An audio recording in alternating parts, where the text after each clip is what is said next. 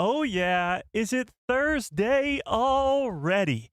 What Star Wars fans have been waiting for months now. Insane amount of Star Wars news is coming out of all the different corners of the Star Wars universe.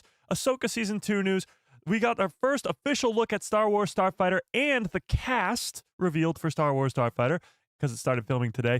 And we got some Mando news as well. Oh my God, is it a great time to be a Star Wars fan? It truly is insane, and D23 is not until Saturday. So this is all just a prequel to what's coming this weekend. Oh, we got a lot to get into and not a lot of time, so without further ado, let's dive into all of it. What's up, everybody? How's everybody doing on this fine Thursday afternoon? Oh, this is going to be a fun one. We might be going for 3 hours today because we have so much news to talk about. I thought we'd just be sitting here talking about Ahsoka Season 2 today because there's some awesome update from behind the scenes with Ivana Sakno, who plays Shin Hati, talking about the second season.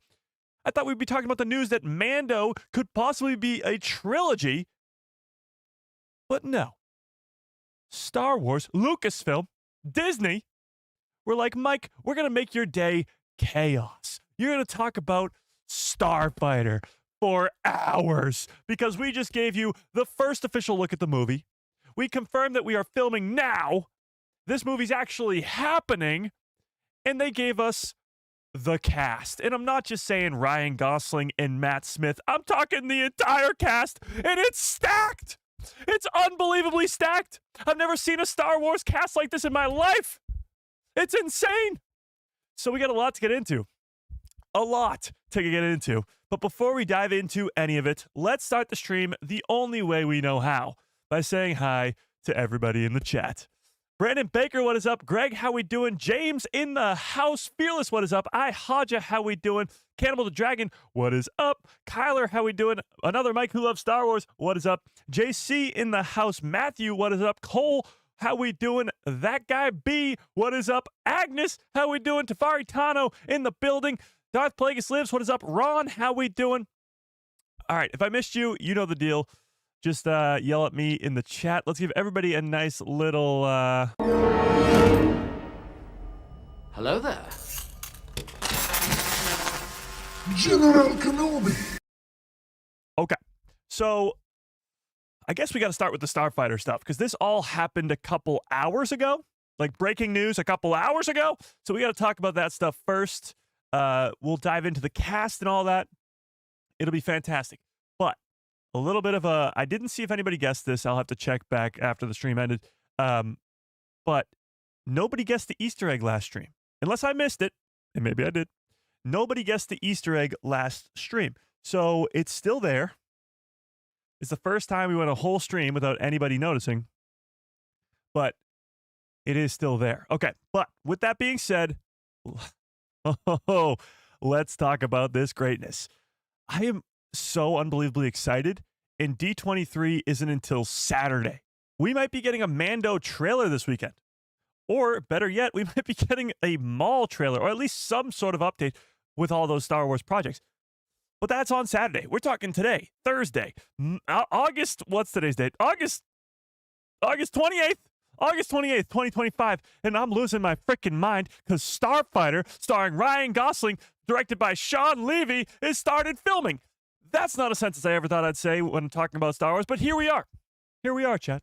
So let's start with where this all began.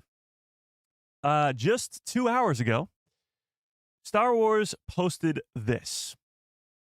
Day one, a whole new adventure begins.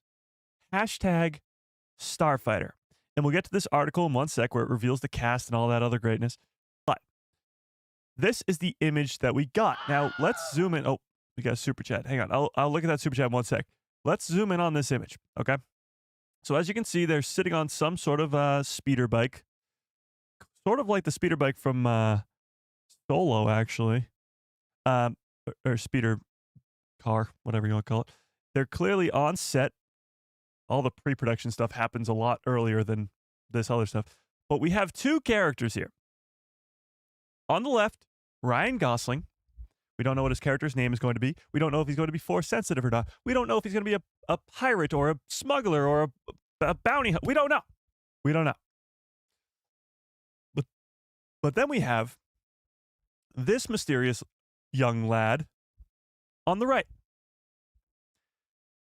So this confirms, for the most part, that the rumored plot for Starfighter that was leaked out a couple months ago is true. This is going to be about Ryan Gosling and protecting or saving or whatever is going on with his nephew. Now, it's not confirmed that this is his nephew, but still, the older character, the younger character, it might sound familiar. Din and Grogu, Hunter and Omega, Kanan and Ezra. Like, it's very master and apprentice type thing. But either way, those plot leaks seem to be true up until this point. So this kid right here is he's an actor named Flynn Gray. I never heard of him before this morning, but apparently he was in Wednesday, the Netflix show Wednesday. He's been in a few other things, but I'd never heard of him before. He's going to be the kid, the nephew character, if he is going to be the nephew, in this series. And this is our first official look at Star Wars Starfighter. It's in black and white, which is like, I mean, I guess they don't want to give too much away, but I don't know how that would give too much away. It looks like he's wearing some sort of jacket, maybe because it's called Starfighter, maybe some sort of X-Wing pilot jacket, and that's why they didn't want to show us the color. Maybe this is a bright orange. Maybe not. Not too sure. But doesn't give us a lot of information about what's going on here, except for the fact that those leaks are true. Okay? Now, let's get to this article. So like I said, there's an article right here. Yeah. So StarWars.com posted this along with the image. Lucasfilm announcing casting for Star Wars Starfighter. The Sean Levy-directed film has begun production in the UK. So as many fans, over the course of announcements and cancellations, many fans are like, I don't believe that something is happening until they're finally filming. Well, here it is. Starfighter is happening. It's got a release date, May 28th, 2027, and it's starting filming. This is real. It's happening. It's not going to be canceled. It's not going to be thrown away forever. It's not going to be lost in the sauce forever. It's happening. It's filming now, starting today. Today marks the start of production for Star Wars Starfighter. Lucasfilm has announced a full cast for the upcoming feature film from Sean Levy. Joining the previous announced Ryan Gosling, the film will star Flynn Gray, the kid we just saw, Matt Smith, that was announced a while ago, Mia Goth, Aaron Pierre, Simon Bird, Jameel Westman, Daniel Ings. I'm great at pronouncing names, Chad. And Amy Adams. So maybe you recognize some of those names. Maybe you don't. Amy Adams was the one that just went, what? What is happening here? But we'll get to those names in just a second. Star Wars Starfighter is an all-new standalone adventure. The film, which has begun production, is, they keep throwing that in there, is an entirely original story set in the period of time never before explored in Star Wars Starfighter will be released theatrically on May 22nd, 2027. So, original story set in a time period that has never been explored. This is the post-sequel trilogy. From what we learned at Star Wars Celebration, this movie will take place 5 years after the events of Rise of Skywalker, and it's supposed to be its own standalone, as it says here, movie. Now, does that mean it can't connect to other things? No. Technically, Rogue One is a standalone story, and that connects directly to A New Hope and a lot of other things. So it could be that this is a sort of setup for the Rey movie, like we've been anticipating it will be. But it could be setting up new villains in the Star Wars universe post-sequel trilogy and possibly new Jedi, but we'll get to that. So here's what Sean Levy had to say about it. I feel a profound sense of excitement and honor as we begin production on Starfighter, says filmmaker Sean Levy. From the day Kathleen Kennedy called me up, inviting me to develop an original adventure in this incredible Star Wars galaxy, this experience has been a dream come true, creatively and personally. Star Wars shaped my sense of what a story can do, how characters and cinematic moments can live in us forever. To join this storytelling galaxy with such brilliant collaborators on-screen, and off is a thrill of a lifetime. Honestly, this is nothing special. This is just Sean Levy saying it's great to work on Star Wars. This is fantastic. Thank you, Kathleen Kennedy, blah, blah, blah. It's not rocket science. All a director, a creator, an actor, anybody has to do is look at what Sean Levy just said here and copy and paste that. This made me happy. This made me go, I'm excited to see what Sean Levy does in Star Wars. I already know that Sean Levy's an incredible director from his previous works. He did, Deadpool and Wolverine most recently last year, but he's worked on Stranger Things, which is one of my favorite shows, non-Star Wars ever. He worked on all the Night of the Museum movies, which childhood, but he also worked on all the Ryan Reynolds, not Gosling, Reynolds, Ryan Reynolds movies over on Netflix, the Adam Project, Free Guy, those movies that are all really, really good. So that sort of caliber director coming over to Star Wars and saying these incredible things is fan-freaking-tastic. It ain't that hard to please us as fans. You pretty much just have to praise the IP and say thanks for everybody for being a part of this, and I love Star Wars. That's about it. That's all you have to do. So he does a great job here of just pleasing fans and telling us what we want to hear. And I'm sure he is excited. I'm sure this is all true, but just saying the words, it makes you happy. It makes you feel good. You know? Yeah. Okay, so that's what he had to say about it. Directed by Sean Levy, the film is produced by Levy and Kathleen Kennedy. Executive producers are Ryan Gosling. Okay, so he's executive producing on it. Nice. Dan Levine, sure. Mary McGlade, yep. And Josh McGlade, yep. And the is scripted by Jonathan Trooper. Troper? Sure. And this photo is right there. And you can see Ryan Gosling and Finn Gray, confirms it right there, on the set of Starfighter, shot by Ed Miller. So that's the official announcement. That's the first official look at Starfighter and revealing the cast of the upcoming movie. Now let's take a closer look at this cast. I'm sure many of you know Ryan Gosling. He's been in a bajillion different things. Maybe you know him as Ken from the Barbie movie. Or La La Land. That won some Academy Award, I think. Or Blade Runner, or anything, I guess. Ryan Gosling's in a bajillion different things. He is the big name. And I thought, because it's a Star Wars project, he would be the only one. When you look at other Star Wars projects, there's usually a bunch of no-names. Mark Hamill, Harrison Ford, Carrie Fisher, Hayden Christensen, Daisy Ridley. And as I'm saying these names, you're probably like, Mike, you're an idiot. I know all those names. You're stupid. But at the time, they were nobodies, and Star Wars made them household names. And that's usually the case when it comes to Star Wars. Not a lot of A-list actors, unless they're sort of side characters like your Samuel L. Jacksons as Mace Windu, your Liam Neesons as Qui-Gon Jinn, your Alec Guinnesses as Obi-Wan Kenobi. Yeah, those ones. There's probably others. I just can't think of any off the top of my head. But usually, the main characters are a bunch of nobodies. Your Diego Lunas. So, when it comes to Starfighter, they're going down a very different route in a lot of different ways. A new time period in the Star Wars timeline, a new, never standalone story, original story that isn't connected to anything. And they're going with a big name up front. Ryan Gosling to be the star of the movie. So you think, when they go so heavy on the star of the movie, that we wouldn't have a big cast otherwise. It'd be a lot of no-names. Now, a bunch of these names I had to honestly look up, didn't know who they were. But some of them, like Amy Adams, were like, holy crap, what are we talking about here? We really got Amy Adams too? Along with Ryan Gosling? Where did I go? Oh, okay, we're good. I just disappeared for a second.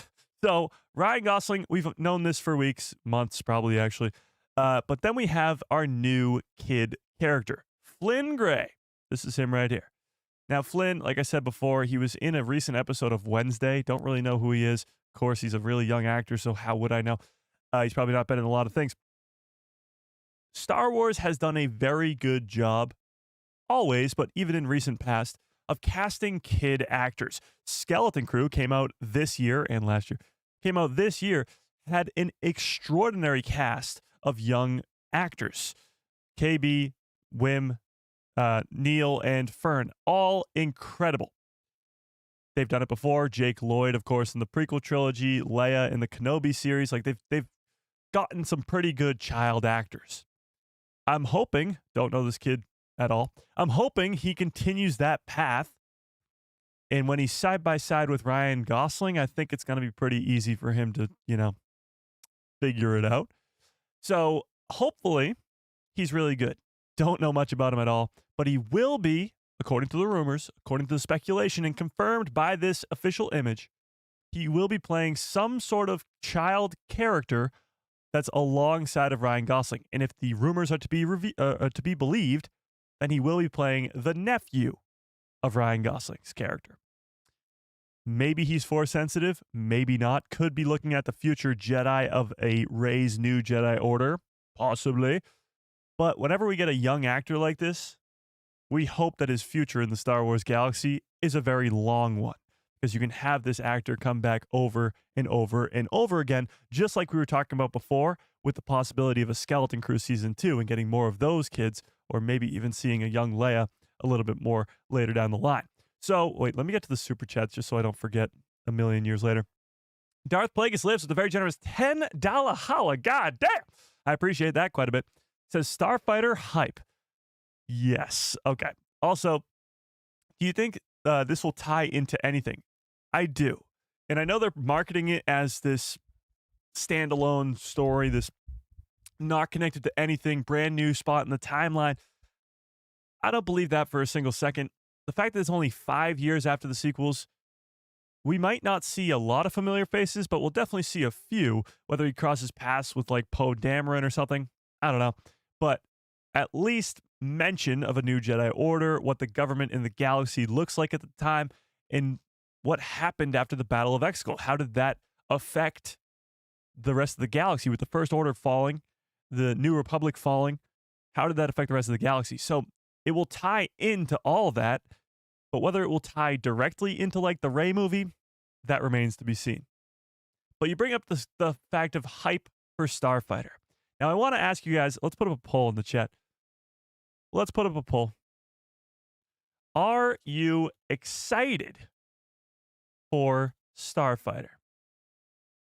Because I feel like the hype for Starfighter, at least for me personally, went from like a 5 today, this morning, before this news happened, to like a probably 9. Like I'm ridiculously high just based off of this cast, which we'll dive deeper into in a second. So where's the hype level at, Chad? On a scale of 1 to 10, how excited are you now for Starfighter? And where were you before? Like before this announcement, before getting the first official look, before the fact that they started filming now, that it's really happening, and this cast, which is insanely loaded, where is the hype level at for Starfighter? Tell me in the chat. Okay.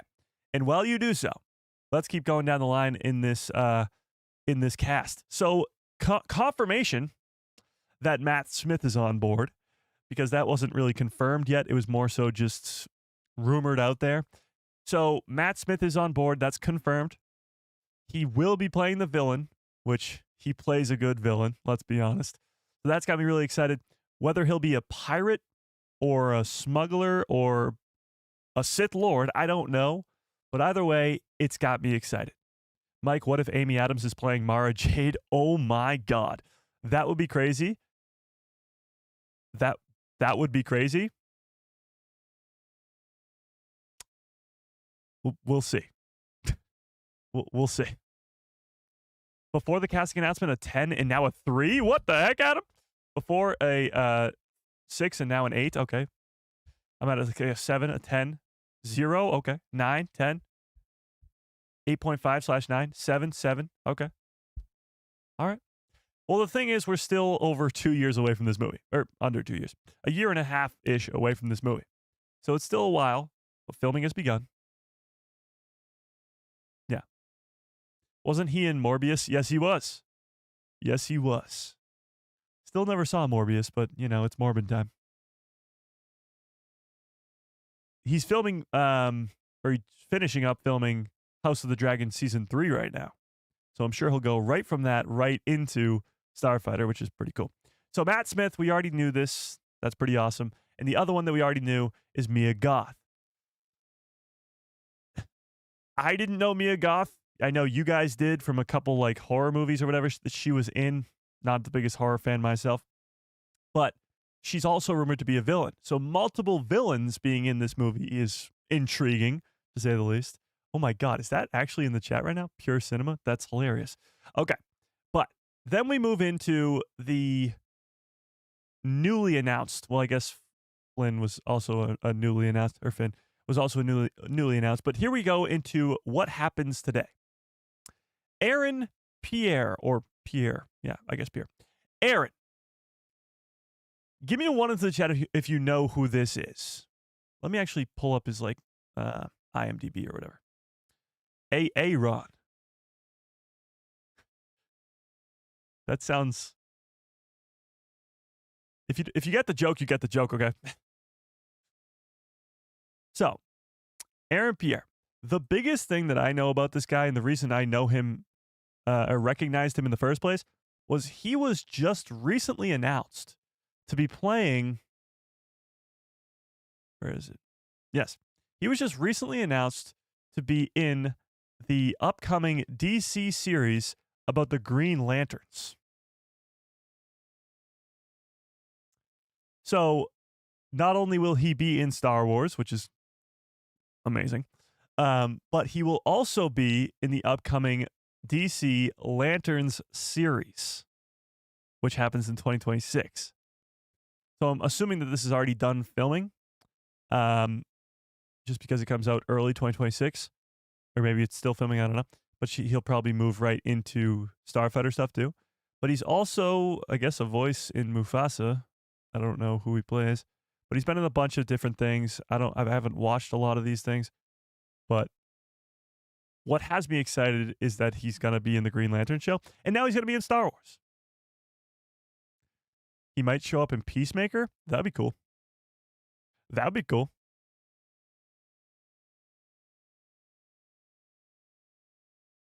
Oh, he voiced Mufasa? He was the main guy? Okay. He voiced Mufasa. Thanks. So there's Aaron. We got Aaron.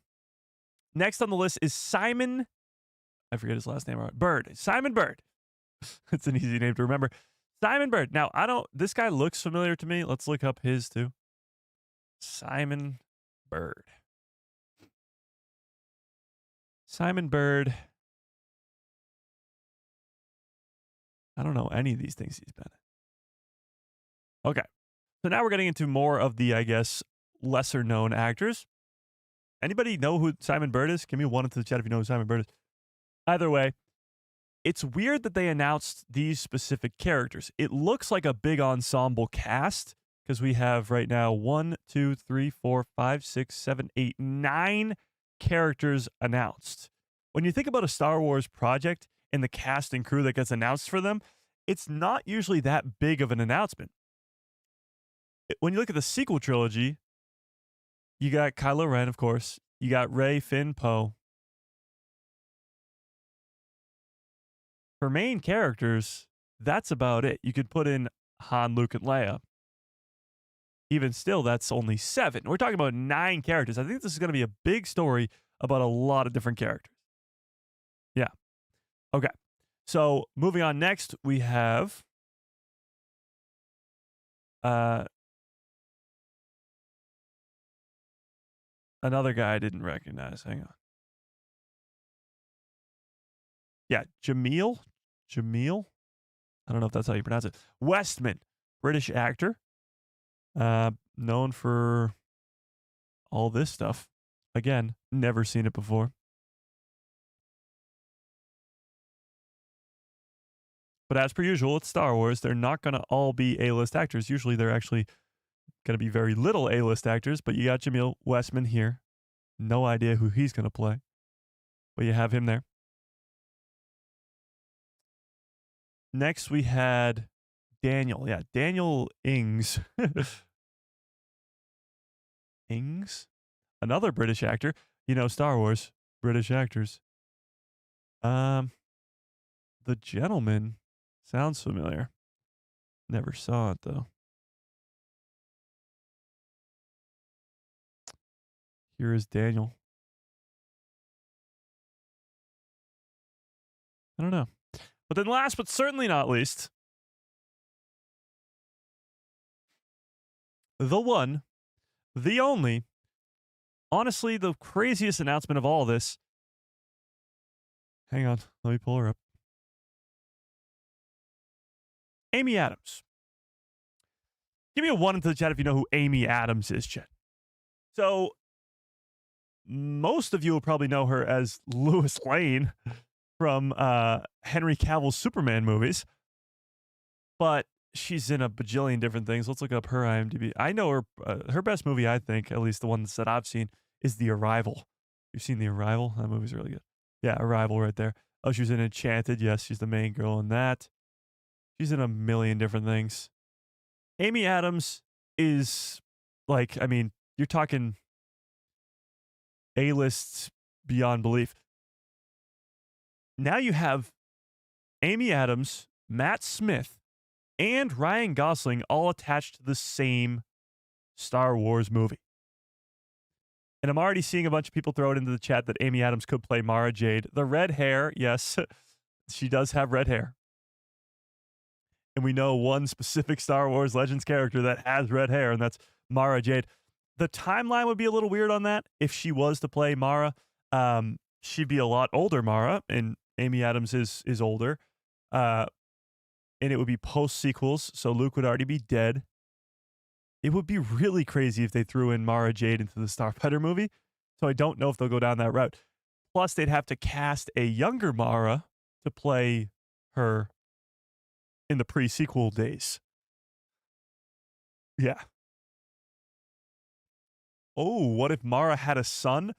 So what if Ryan Gosling's nephew, this Flynn Gray character, is actually Amy Adams' character's son? That'd be pretty cool. The Office. Yes, she is in The Office. In like season 1 or something, she plays a side character in The Office. You're right. Yeah. It's not Legends, it's Expanded Universe. It's the exact same thing. EU, Legends, they mean the same. Yeah. I read that she is the mom. I've not seen that yet. Now, obviously, Lucasfilm didn't confirm that. They didn't confirm really much of anything. But it would make sense that she would play the mom of that child.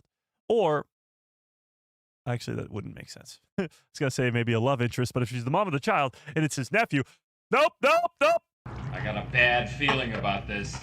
Hang on, chat. Rewind. If it was... I really don't think it's going to be Mara Jade. It would be really cool if they casted Mara Jade as Amy Adams, but I don't know if they'll go down that route. That would make some pretty crazy stuff. Yeah. That would really make things... That would change a lot. That would change a lot. Yeah. Screen Rant said that? All right, let's check that out. You're saying Screen Rant said that Amy Adams is playing the mom? Is it coming from a reliable source or Screen Rant like, trust me, bro? Let's find out. Let's find out. Amy Adams. I don't even know.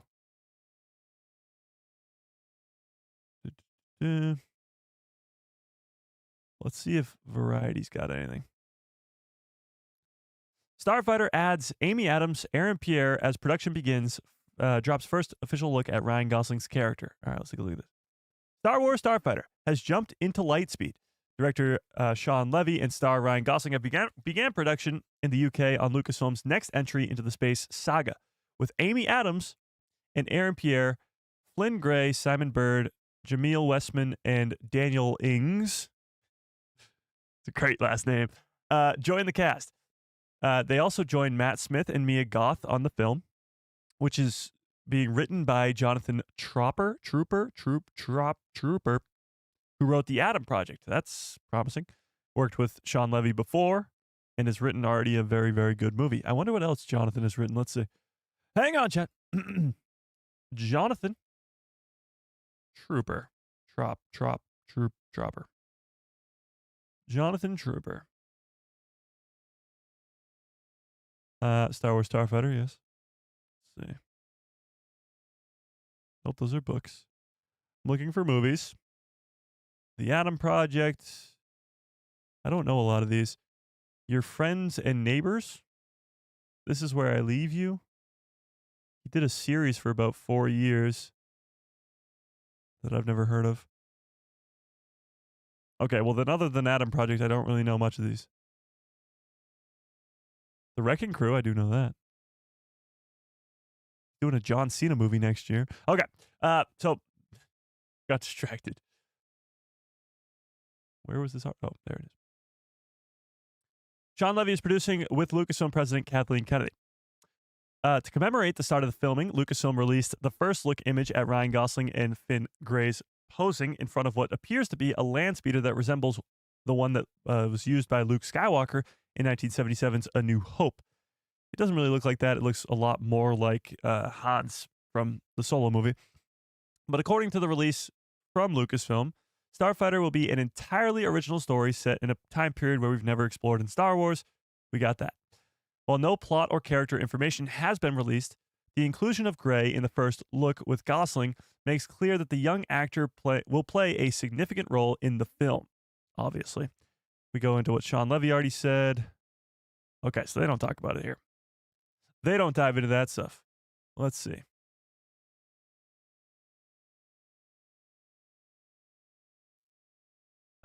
Okay, let's see this. They got 2 articles about it.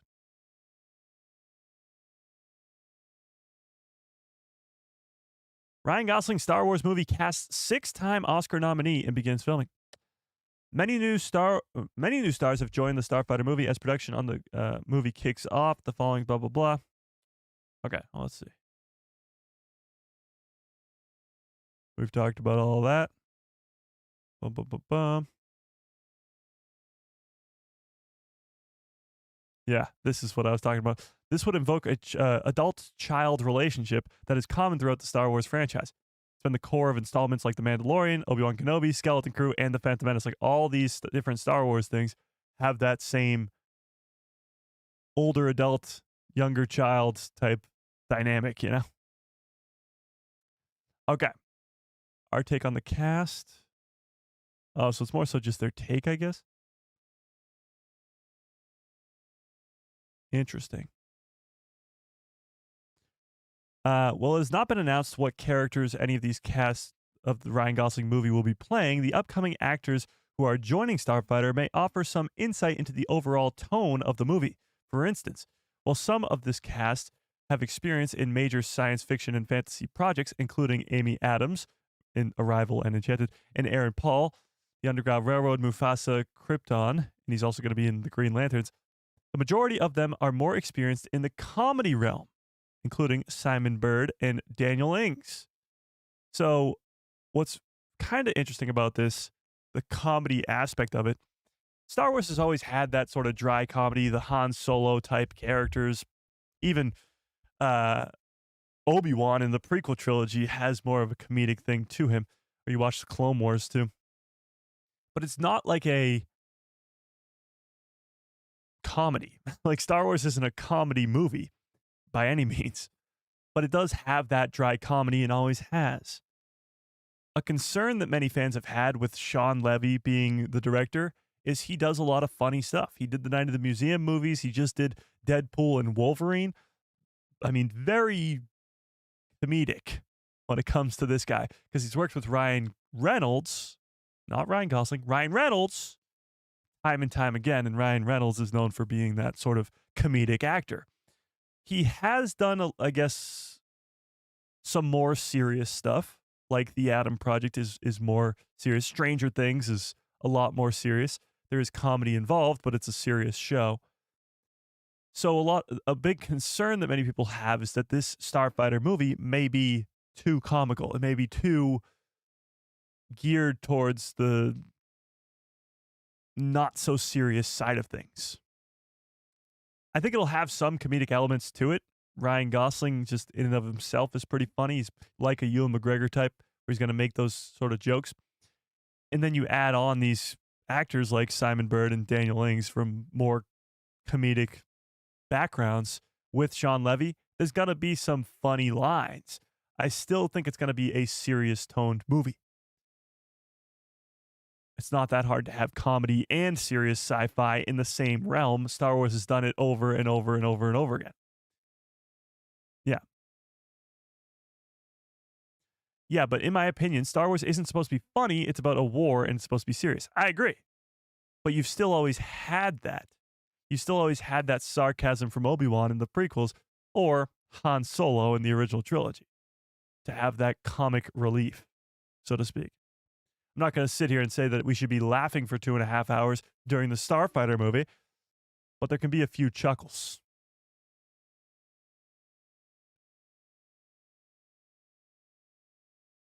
I wonder if this will be like Skeleton Crew. It could be, but I think it's going to be more, for lack of a better word, adult than Skeleton Crew. Not that Skeleton Crew wasn't, because there's a lot of serious stuff going on in that too, but it's not a fully kid-centered story. Like this Finn Gray character, he will be a main character in the story, but Ryan Gosling's still going to be the lead. So it's not fully those people, you know? It's not just all kids. Yeah. Do I have any Lego sets? Yes, quite a few, actually.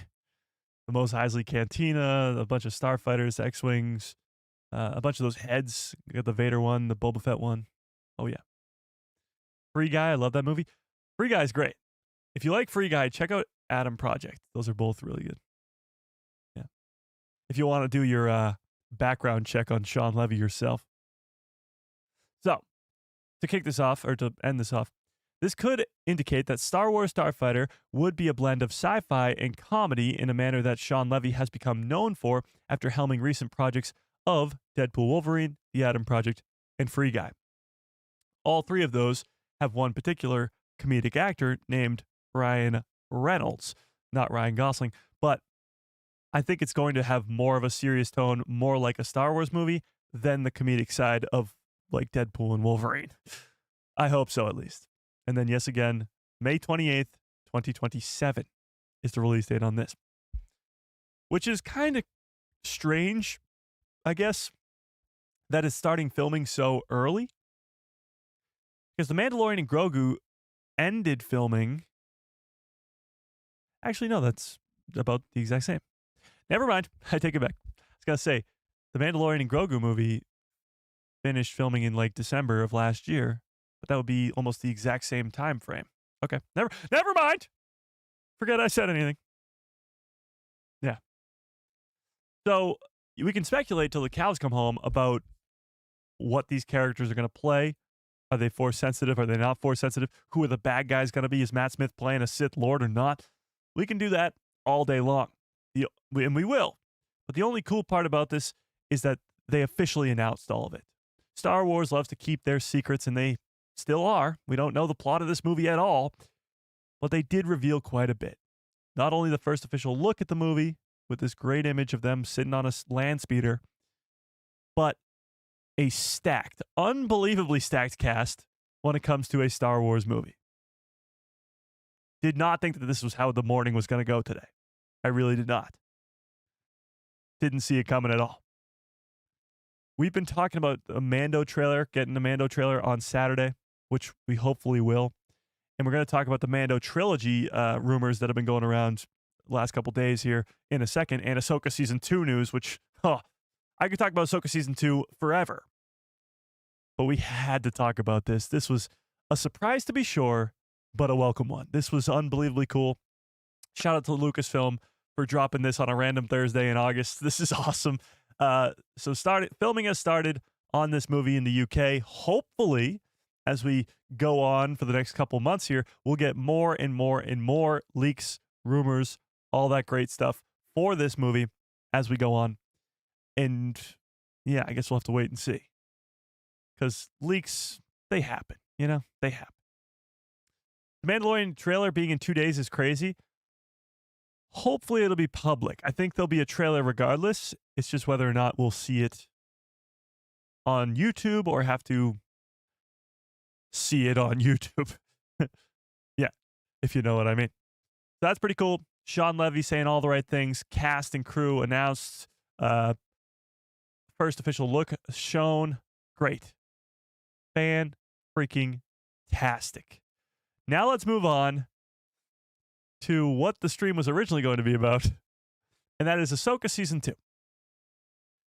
So let's start with this article, I suppose. We got some pretty cool stuff when it comes to Ahsoka Season 2. We got some confirmations from behind the scenes from Ivan Sakno, who plays Shin Hati. We got some talk about Baylan Skoll and, of course, him being recast as Rory McCann because of the sad passing of Ray Stevenson. And let's just take a look at this. Ahsoka Season 2 star Ivan confirms 2 major villains will share many scenes together. Exclusive. Fans of this dynamic Star Wars duo will get their fix in Ahsoka Season 2. One Ahsoka Season 2 star confirms that 2 characters from the Star Wars streaming series will share many scenes in the show's 2nd season. Ahsoka's sophomore effort has been a long time coming. It's been over 2 years since the first season came out, and it will probably be another year until we get the 2nd season. As Lucasfilm preps to the return of Rosario Dawson's titular Jedi Master, the show's 2nd season will see much of the original cast reprising the roles from Season 1, like Natasha Liu Bordizzo for Sabine Wren, Iman Esfandi as Ezra Bridger, etc. However, one of the big names from the show's first season has sadly been replaced. Baylan Skoll's actor Ray Stevenson was recast for Ahsoka's 2nd season following Stevenson's tragic death in May of 2023. Instead of doing away with Stevenson's mysterious villain, the character will be back in Season 2, played by Game of Thrones star Rory McCann. In Game of Thrones, he played the Hound. So you might know that. McCann will join Ivan Sakno's Shin Hati as the show's primary force-wielding big bats, much like they were in Season 1. Now, let's not forget where we left off with these 2 characters in Season 1. They split up. That's first and foremost. They split up. They're no longer together. Baylan Skoll was standing on top of a Mortis God statue of the Father, looking out into a glimmering light in the distance. That, in and of itself, was crazy. Oh, we got a new member? I'll get to that in 1 sec. That was crazy. Shin Hati goes and she struggles with the light and dark, almost maybe would just join Ezra and Sabine, but doesn't, and then goes off to be the leader of those marauders on Peridia. Both of the characters are stranded on this planet in a different galaxy. They're stuck there for hopefully a long time, but we'll see. So, with that, according to Ivana Sakno, Ahsoka Season 2 will feature plenty of her and as Shin Hati and Baylan Skoll together on screen. In an exclusive conversation with the Direct while promoting the digital release of Megan 2, Sakno confirms that she and McCann's Ahsoka characters will share many scenes on screen in the series that is still in production for the 2nd season. As she goes on to say this. So the question was, the passing of Ray Stevenson was obviously incredibly tragic, but thankfully his legacy and the character he brought to screen will live on forever. And for Ahsoka Season 2, Rory McCann was brought on board to help keep Baylan Skoll's story alive and continue it because it's such an incredible story. I know you can't speak on the show, but just what was it like working with him as an actor and being able to continue the character's journey and Ray's legacy? So here was her response. We are in the middle of filming right now, so this is sort of a confirmation that they're nowhere close to being done. They started filming in late April or / I guess early May, around then. So about 4-ish months ago, 3 or 4 months ago. And I'm assuming they're going to keep filming until October at the earliest. Like they're still smack dab in the middle of all these shoots. It takes a long time to film these things, but they're in the middle of it. I'm reporting to you from London, so she's there filming right now. So I get to see Rory nearly daily at this moment, and it's been amazing to work with. He's been amazing to work with, sorry. I will have his work speak for itself in season 2, but he is definitely a gift for us to have. And there couldn't have been anyone better to take on this role. Again, saying all the right things. It was a big concern because the argument of all arguments in the Star Wars fandom is, recast versus deepfake. We talk about it with Luke, Leia, and Han all the time. But when it comes to other characters, for example, Greef Karga. Carl Weathers sadly passed away, but Greef Karga was in 3 seasons of The Mandalorian. It's highly likely that that character will also be in the Mandalorian and Grogu movie, but how do you do that now? And when it comes to Baylan Skoll, who was only in 1 season of Ahsoka and set up for a lot more storytelling, they had to recast the character. So how does that work? Are people going to like it or not? Is Rory McCann going to be close enough in at least visually for us to not feel disconnected from the character?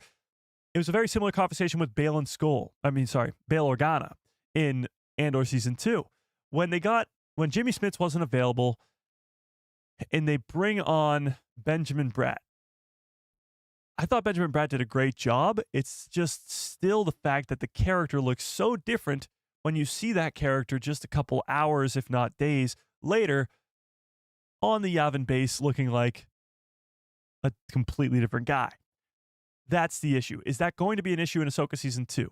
Will we have that same thing happen where there's a disconnect between Ray Stevenson's Baylan Skoll and Rory McCann's Baylan Skoll? I certainly hope not. I think there's ways to go about it where you can have maybe his face get deformed or something so it looks different on purpose or whatever. There's ways to go about it. And I think Rory's going to do a great job. And as she says, we'll have his work speak for itself. But that's the big issue concern I have with the impending Baylan Skoll return. However, what she's saying here is that she gets to see Rory nearly daily at this moment. Because they're both on Peridea, these two are probably filming scenes around the same time. But filming scenes together is a little bit different. Are these two going to reunite on Peridea? And what would that even look like? They split up at the end of the season 1. Baylan Skoll is going off to hopefully find Abeloth if we're lucky. But what is Shin's role in the rest of this second season? Because Baylan's set up for awesomeness. We can't wait to see what he's up to. The stuff that he was spewing in season 1, we were eating it all up. But when it comes to Shin Hati, her story is going to be very interesting in season 2. Yeah. And tell me in the chat what you think is going to happen with Shin Hati and Baylan Skoll. I got to get to these super chats and stuff first. Okay. Oh my God. Another Mike who loves Star Wars is a very generous gifted membership. We haven't had a gifted membership in a long time. Super chats, memberships, gifted memberships. Keep the lights on over here, so I appreciate it. Even if you are a member, you can gift other people memberships, which is very cool. Yeah. Caramel Khan? Caramel Khan? Caramel Khan? Sure. Welcome to the people who love Star Wars.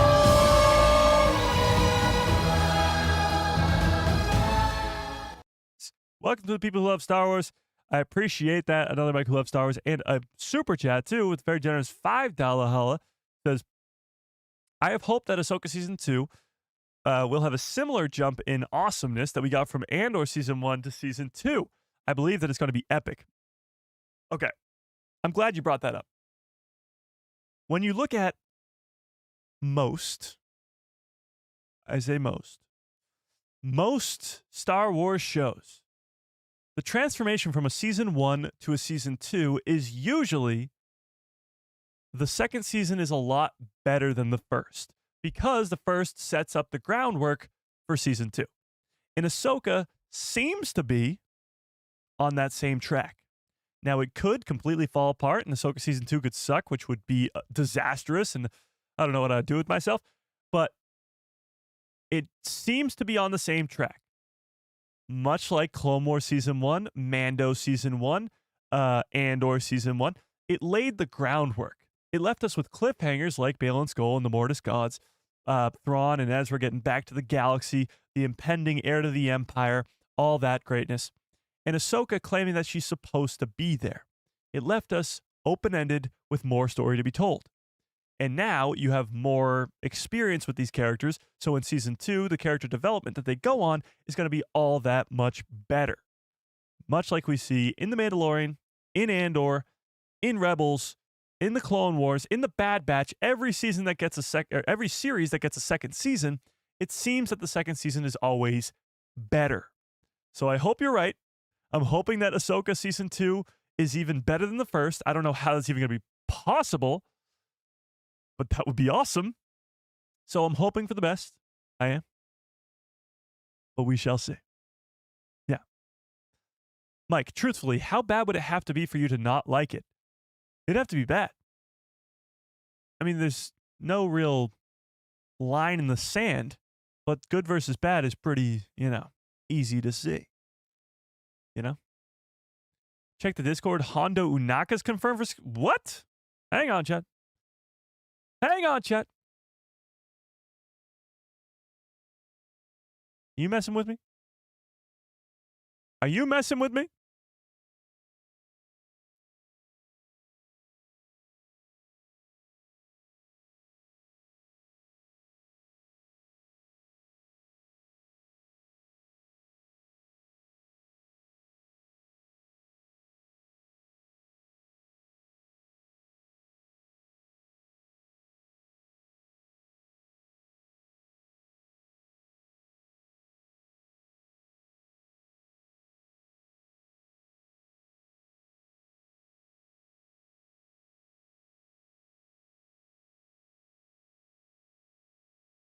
It was a good day.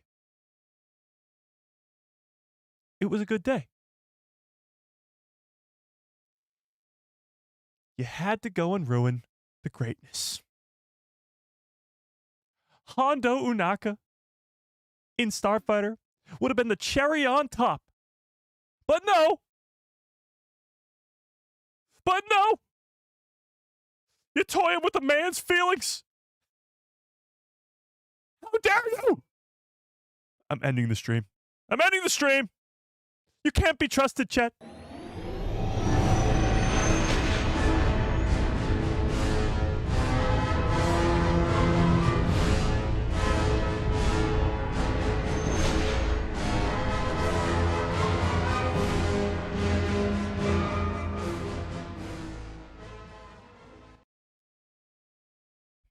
You think you're funny, huh? You think you're funny? It took a lot to get, trust back. It took a lot. After being rickrolled last year, or whatever the hell that was, I didn't trust you guys anymore. And here we are. Hondo, Naka, and Skeleton Crew. I mean, in Starfighter. Last time I listened to any of you guys in the chat.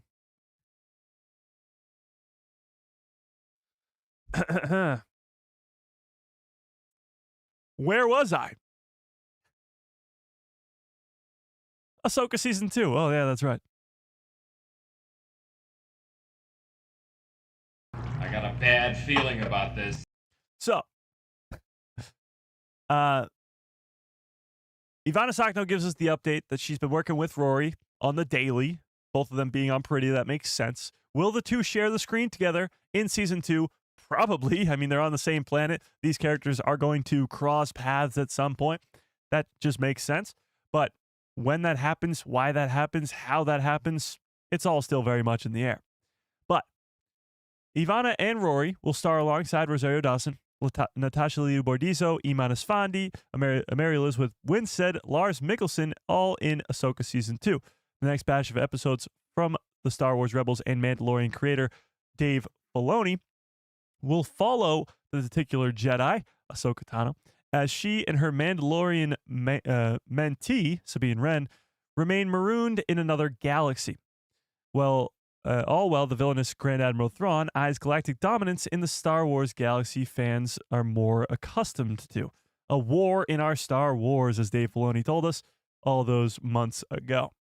Season 2 still has no release window, but it's expected to debut at some time in 2026.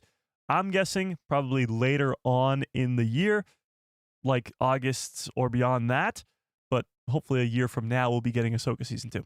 So, what to expect from Shin Hati in Season 2? This is where things get interesting. Even though audiences have yet to see a glimpse of Ahsoka Season 2 because it's still filming, actually, I wonder if they'll give us any update or even a sneak peek into Ahsoka Season 2 this weekend at D23. Because last year, even when they had only started filming the Mandalorian and Grogu movie for a couple weeks, they showed people in attendance a teaser trailer for the Mandalorian and Grogu movie. So they've been filming Ahsoka Season 2 for months. It could be that the people in attendance, at least, at D23, could get a sneak peek to Ahsoka Season 2. I'd be down for that. Ahsoka versus Abeloth, well, she would lose that horribly, but we'll see. We'll see. Do you think Season 2 will have a multiple episode debut? Yes. Yes. I think they will keep that up on Disney+. The usual 2-episode premiere. It works well. It does. Yeah. Can I get some good Cubs follow orders in the chat, please? Bumpa! We need a Embo, Hondo, Mando, Lando combo? Yes. Yes. Filoni will never kill Ahsoka. She's his favorite. Well, he did bring her back to life twice. 3 times. Yeah. You're not wrong there. You're not wrong there. So, they are still eager to find out, yes, what will become of the show's characters in the second batch of episodes. This is especially true with the show's characters stranded in the other galaxy at the end of Season 1, like Shin Hati, Baylan Skoll, Ahsoka, Sabine Wren. They were all marooned on the uncharted planet of Peridea by the end of Ahsoka's first season finale. This will almost surely come to play in the second season as Lars Mikkelsen's Grand Admiral Thrawn has returned to the Prime Star Wars galaxy. Is that what we're calling it now? Prime? That's pretty cool. I like that. Without Ahsoka there to lend a hand in the fight against Thrawn's terrifying military mind. Shout out to Star Wars Jedi Chat. Last night, I was on their podcast over there, having a blast as per usual, and we were talking about this and Thrawn's sort of plan and what he's intending to do. Because in canon, Thrawn has this protect his people aspect to his character, one that's not seen in the Heir to the Empire EU or Legends story from the Heir to the Empire trilogy. And his villainous, his ability to be just a straight up evil being is not really there. He's always intending to protect his people from a greater threat. That greater threat could be Abeloth, it could be the Grisk, it could be anything. But I don't think Thrawn's just taking over the galaxy as the heir to the Empire just for fun. He's not trying to kill the entirety of the New Republic just for fun. He has some motive behind it. And I think Season 2 of Ahsoka will make that very, very clear. Yeah. But as Ezra Bridger, Hera Syndulla, and the New Republic reckon with Thrawn's reemergence, Ahsoka and Sabine will be left to uncover why Shin and her master Baylan wanted to get to Peridea so severely in the first place. Mostly just Baylan Skoll. It seems like Shin is left in the dark at this point. Even Baylan leaves her physically. So I don't think she knows what's going on. But still, I always go back to the Baylan Skoll line in Season 1 where he's talking about this endless cycle of good versus evil. The Republic, to the Empire, to the New Republic, to the First Order. It's always good versus evil, and one always comes out on top, and it continues the cycle over and over and over again. But he says the reason he's on Peridea, the reason he tried so hard to get here, is to find the thing that will stop that cycle. A power so great that it will stop it completely. So,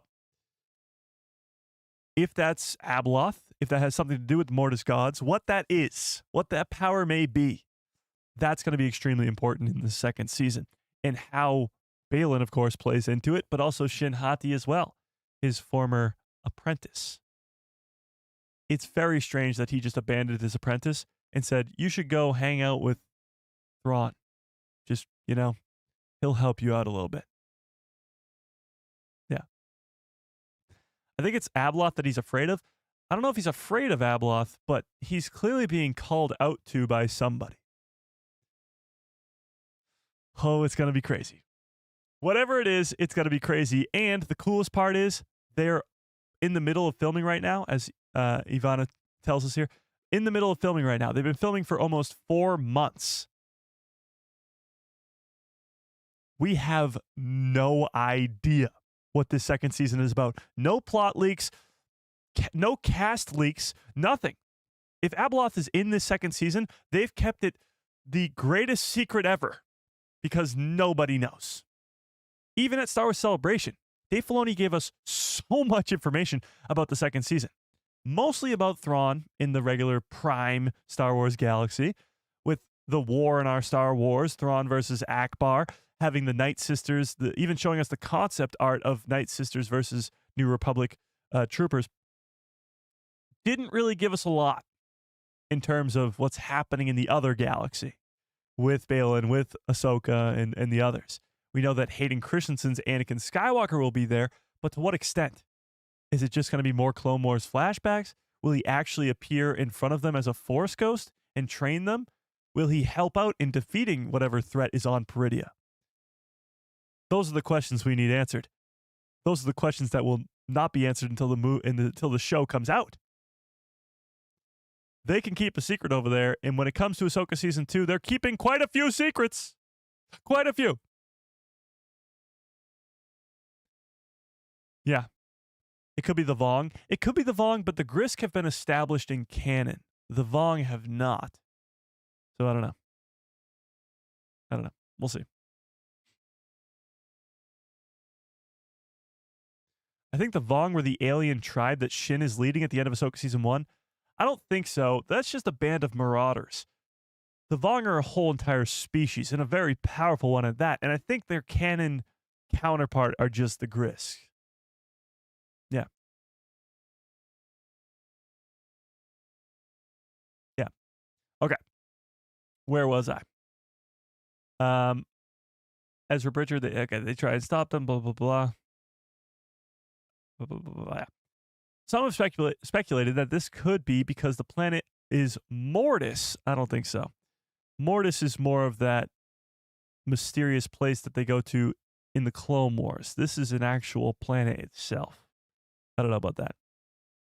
But either way, an actual update from the set of Ahsoka Season 2, finally, after all these months of waiting, getting confirmation about all this stuff on Peridea, and it allows our speculation minds to go wild as per usual.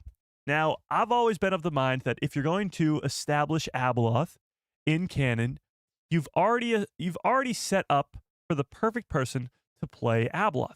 Because when you look at Abeloth, at least from Legends, the images from Legends, she looks something like this. Creepy, I know, but she looks like this. She's got creepy, all blacked out eyes, this horrifying smile, the white hair. The only person that this reminds me of is Shin Hati. Let me put them side by side if I can. Let me put them side by side if I can. Oh my God, who did that? That's horrifying. Somebody made an edit where they look, oh, perfect. This is, oh my God. Check this out. Tell me this wouldn't be perfect casting.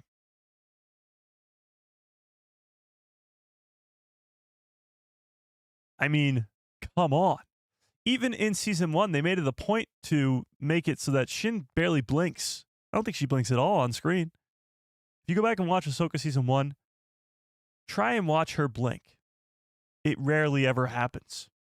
They made her the creepy-looking sort of dark side character, even though they're not considered Sith. And now they've left her on her own. And Abeloth, in Legends, has the ability to take over one's body, possessing their body.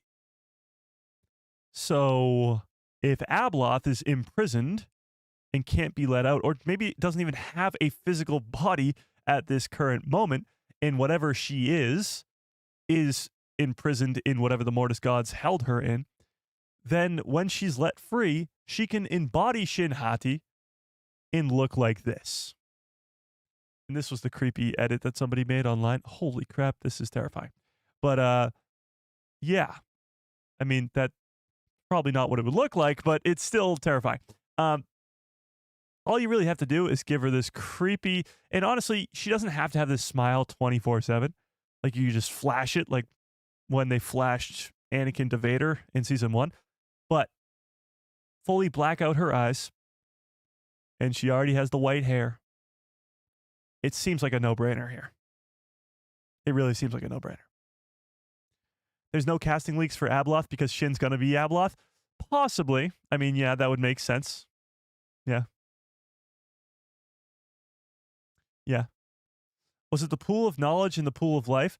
Yes. So that's what gave Abeloth the power. Abeloth was actually a just regular mortal being until she, wanted more.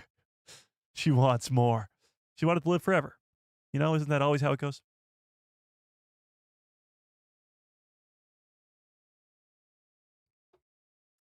Yeah. Only Force sensitive saw her for who she really was. Yeah, well, the cool part about this too is that Shin is Force sensitive. Yeah. Mike. Shin finds the pool of life and becomes Abeloth? Maybe. I don't know.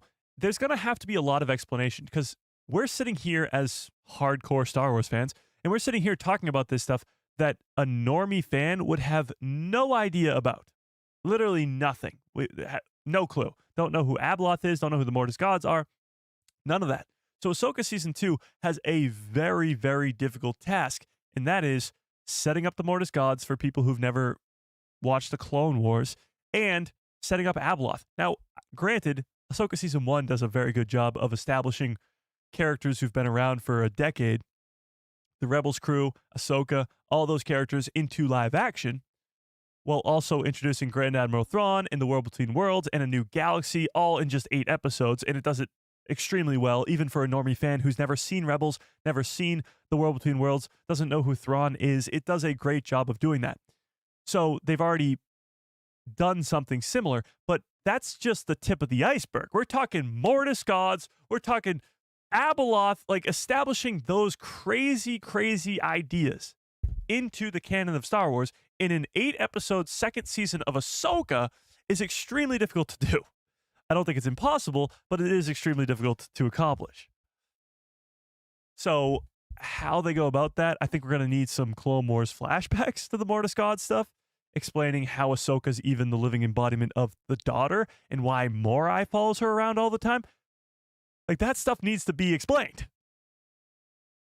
Not just to normie fans, but even to us, because some of that's still a mystery. Abeloth has not been brought into canon yet. How will she work in canon? Because she's so powerful in Legends. Yeah. If Hondo Naka comes into live action during this era, would it also be called the Hondoverse? Incorrect. No. No. And then there's the Zepho part of it, as I saw somebody mention in the chat. The Zepho. How does that play into this? Because there's Zepho writing, or it's Sith writing, ancient Sith writing on a Night Sister temple talking about a Zepho sage named Kujet.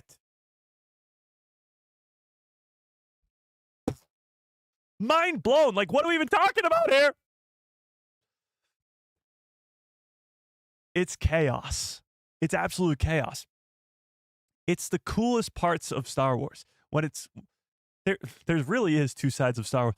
There is the ground level rebel story of Andor, which is awesome. It's a political drama, it's a spy thriller, it's all the greatness that is that side of Star Wars. And then there's this. There's lore building, there's new force abilities like the world between worlds, Mortis gods, crazy things like that. Oh, I can't wait. If any of what we're talking about here right now, the fact that there could be Zepho connections, Mortis God connections, obviously, ancient Sith, maybe some connections to the origins of the Jedi, as somebody mentioned in the chat. If any of that is true, we are in for an insane roller coaster ride that is Ahsoka Season 2. Insane. Peridea has to be the origins of the Force and the Zepho, which actually would make sense, and it would make its way to the Star Wars galaxy. I don't know if that does make sense, because the Force isn't something that should have an origin itself. The Force isn't like a being. It's not something that originates from somewhere. That makes sense. Now, the Zepho themselves, and the Night Sisters too, could originate from this galaxy, and that would make sense why their Force abilities are so different than the people of the regular Star Wars galaxy, like Night Sisters using magic and all that stuff. That would make a lot more sense as to why they don't use the Force the same way that Jedi and Sith do, because they're from a completely different galaxy. That would make sense. Yeah.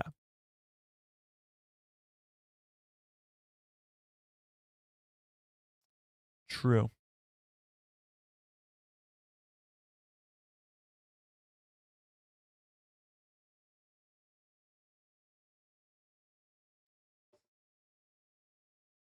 Yeah. I don't know. When you look at the Night Sisters and how they wield the Force so differently than the Jedi and the Sith, it would make sense that they came from a completely different place. Not just even a planet like Dathomir, but a completely different galaxy. And there being so much space in between them. Does that mean that Dathomir is not the true home of the Night Sisters? Yeah. I mean, I can't really remember. I'm going to have to go rewatch Ahsoka Season 2. That's what it sounds like. But Ahsoka Season 1, when they're talking about, when they first arrive at Peridea in the Eye of Sion, Morgan Elsbeth explains that the Night Sisters used to ride on top of the Purgle. What was it? I can't remember if they came from Peridea to... Hang on, let's see. Where are the Night Sisters originally from?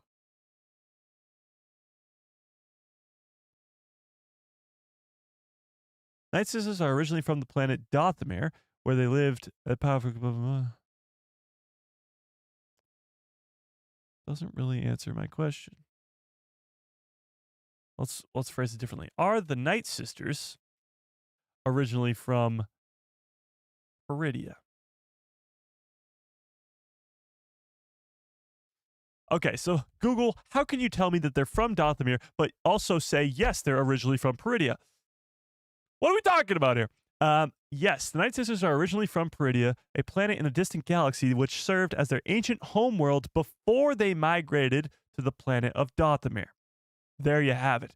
So they figured out how to ride the space whales and figured out how to go from galaxy to galaxy. It's so insane. Like the amount of lore and canon that was established in just Ahsoka Season 1 is absolutely insane. It really built so much extra onto the side of Star Wars. Not only Purgle, which were already established, but the ability to show how Purgle can transfer to a different entire galaxy. And that's the galaxy where the Night Sisters are from. That's where this different Force abilities of magic comes from. All this different planet that's been turned to pretty much dust by whatever entity Baylan Skoll is looking for, because all these Night Sisters are dead. There's not a lot of life on this planet anymore. It's all been destroyed. What was once a giant kingdom is now a wasteland. Yeah. So cool.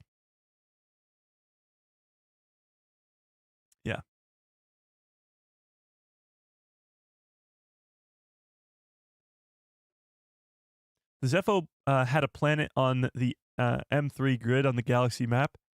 Yeah, no, they have the planet from the Jedi Fallen Order games. They're already on the map, or they should be on the map.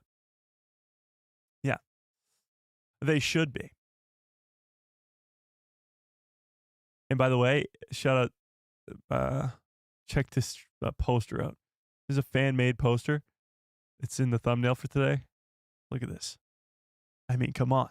You got the World Between Worlds stuff there, Thrawn, Ahsoka with blue lightsabers. Odd. But you even got Rory McCann's Balin Skull in here, Ezra, Anakin in his Clone Wars armor, Shin front and center, and Sabine over there. Pretty awesome. Pretty awesome. Okay, that's not what I was looking for. That's not what I was looking for.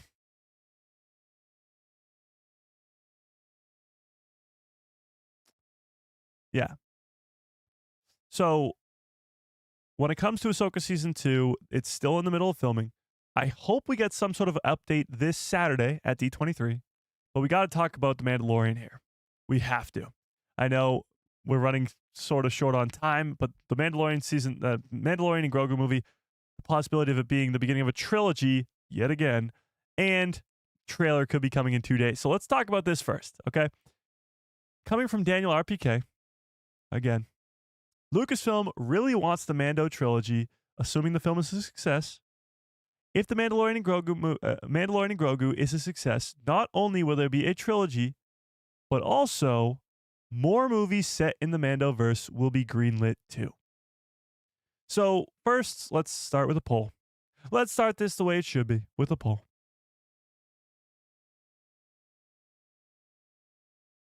By the way, 87% of you now are excited for Starfighter. I feel like that poll would have been a lot different not that long ago. But today the news did change. Do you think, or do you want, let's put it this way, do you want a Mando trilogy? Yes or no? Do you want The Mandalorian and Grogu to be the beginning of a new Star Wars trilogy? Where you can tell the whole Heir to the Empire story with Grand Admiral Thrawn spanning over the course of 3 movies as a villain? It's a lot better than just one. And we could have a fully fledged story about Din and Grogu, about all these different side characters of Bo-Katan, Boba Fett, Cobb Vanth, Fennec Shand, Hera Syndulla and the Ghost Crew, Ezra Bridger, all these characters, the Skeleton Crew cast, all against Grand Admiral Thrawn. What do we think? And the first one's going to be called The Mandalorian and Grogu movie. It's highly likely that the next one won't be Mando something, you know? It'll probably be Heir to the Empire or something else, you know? Because I still kind of believe that Mando will die in the first movie, but that's just me, you know?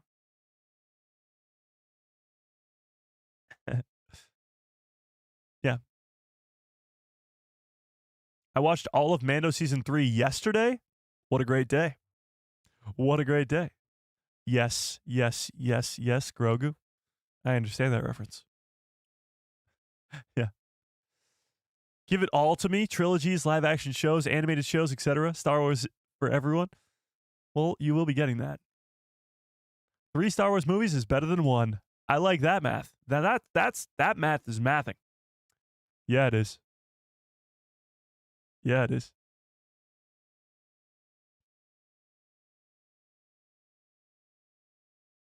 You think that Din Djarin will die in the Mandalorian and Grogu movie? Kind of. I think it would be interesting. Don't you think? The main character, the titular character of the movie dies?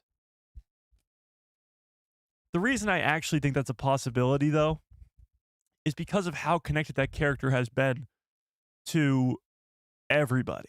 Throughout 3 seasons of The Mandalorian, he becomes friends with everybody. From Luke Skywalker to Ahsoka Tano to Boba Fett to the Bo-Katan to Cobb Vanth to everybody. So if he died, especially if it was the Grand Admiral Thrawn, that would be the catalyst, the Phil Coulson, to bring the Avengers together. he would be the catalyst to bring all of his friends together to work together to take down Grand Admiral Thrawn. And what's funny about that, the characters I just mentioned, from the Ghost Crew to Ahsoka to Boba Fett to Cobb Vanth to Bo-Katan and the Mandalorians, none of them, except for Hera Syndulla, work for or are affiliated with the New Republic. The New Republic is going to be useless against Grand Admiral Thrawn. Other than maybe Carson Teva. They're going to be useless. You saw the meeting in Ahsoka Season 1 where Hera goes to warn them that Thrawn could be coming back, and they're like, nah. They're going to be so stupid. They're going to be like the Jedi Order in the prequel trilogy. They're just going to be so blind that Palpatine rises up to power and Anakin falls to the dark side right in front of their stupid faces. That's how the New Republic is going to lose, and how the First Order rises to power too. They're too dumb to even notice. So the fight between Thrawn and the New Republic is just not going to happen. It's going to be Thrawn versus the other people, the Mandalorians, the Boba Fetts, the underworld. It's not going to be the Empire versus the New Republic. The New Republic's too stupid. They're too dumb to see what's right in front of their stupid faces. So all that to say, Din Djarin's death would be pretty awesome. Not going to lie. Especially if it was to Grand Admiral Thrawn. Imagine how high the stakes would be then if Thrawn has just killed off your main character. It'd make Grogu pretty upset. It'd make Boba Fett pretty upset. It'd make Bo-Katan pretty upset. And they'd all want to take down Grand Admiral Thrawn. Yeah.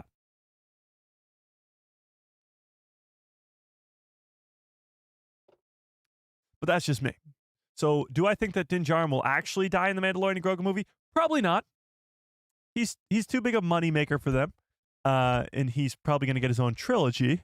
But he could die by the end of that. He could die by the end of the trilogy. Grogu's going to live for 900 years. Din Djarin is not. So his death will be meaningful to Grogu at some point. At some point. Yeah.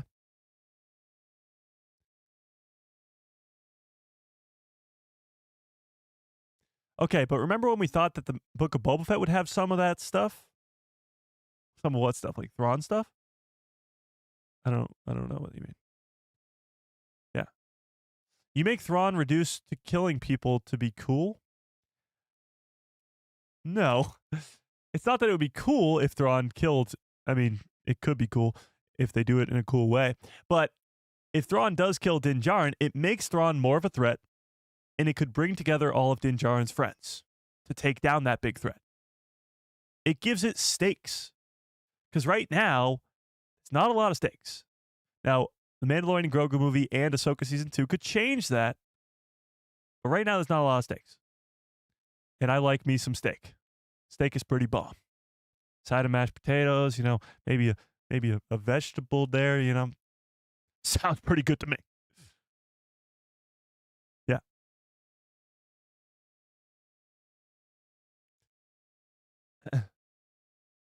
Grogu might not live 900 years, but like 450 like Yaddle. Was Yaddle only 450 years old? Well, Yaddle doesn't die of old age like Yoda does. And maybe Grogu won't either. But Yaddle, kind of gets killed by Dooku. Yeah. Do you think we'll ever see the Darksaber again? I hope that if Grogu ever crafts a lightsaber, it'll be another Darksaber. Yes. I respectfully disagree. That's perfectly fine. I mean, I'm not going to sit here and be like, you should all agree with me that Din Djarin will die. I'm sure, that wouldn't. I'm sure a lot of you guys really like Din Djarin. I do too. Hang on. Rewind the tapes. I like Din Djarin as a character. He's probably like top 5 Disney era Star Wars characters. Maybe top 10, but top 10 easy. I'm just trying to think. You got like Kylo Ren, Chimere, Cal Kestis. A lot of C or CK noises. Kylo Ren, Chimere, Cal Kestis, Grogu, Ezra Bridger's in there. Kanan Jarrus is in there. And then probably Din Djarin. Like he's in that 4, 5, 6, 7-ish range. Probably missing some, but whatever. He's one of my favorite characters.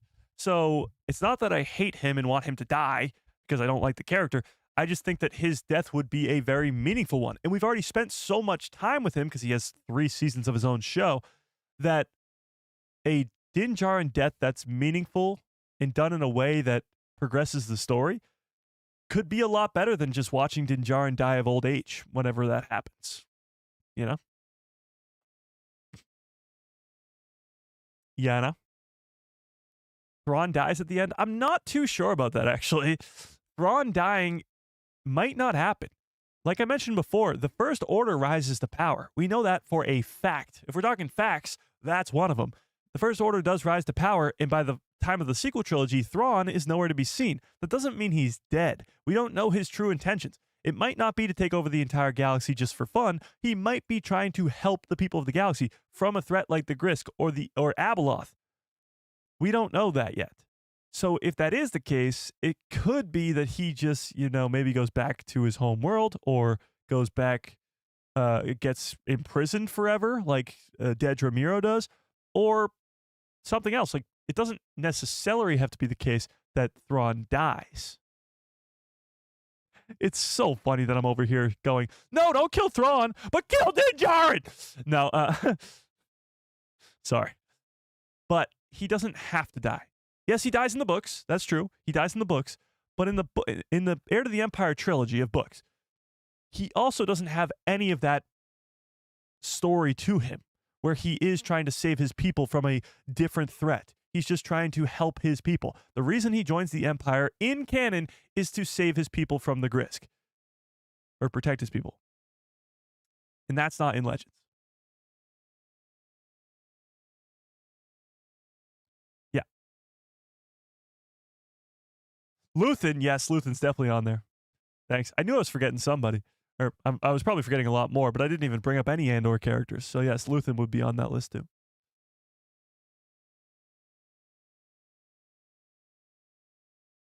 Yeah. KG says, I come into death predictions again. This wasn't my fault. This wasn't my fault. You guys started this. I was happy just talking about a Mando trilogy, which, by the way, let's get back to. Let's get back to this. So, with that being said, do you want a Mando trilogy? Do you think that the Mandalorian and Grogu movie, if a success, will be, because it's going to be a success, will be the beginning of a new trilogy? In the back half of this sentence is also very interesting. If it is a trilogy, there could also be more movies set in the Mandoverse that could be greenlit too. So, does that mean we won't be getting any more spin-off shows like Skeleton Crew Season 2 or Boba Fett Season 2 or whatever? Spin-off movies? Like what? Maybe a Luke Skywalker Jedi Temple movie? Maybe a New Republic, Rangers of the New Republic movie? Maybe a Mara Jade movie? A young Amy Adams Mara Jade movie? Oh my God. Whew, what a crazy day. But in all seriousness, do you want this? Do you want a Mandalorian and Grogu trilogy? Telling the story of Grand Admiral Thrawn as heir to the Empire, filling out the gap between the original trilogy and the sequel trilogy. Is that something that you want, Chad? I hope Zahn writes a book about Thrawn on Peridia. I thought he was, no? Like his time on Peridia? Or was that just like an idea that he pitched or something?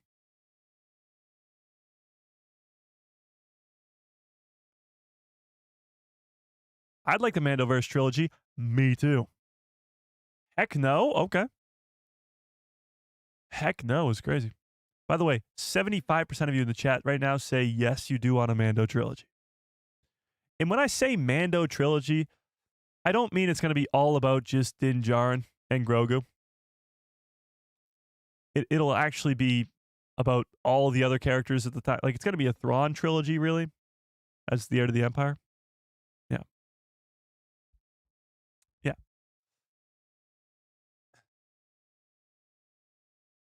Whoa. There's a fly in here, Chet.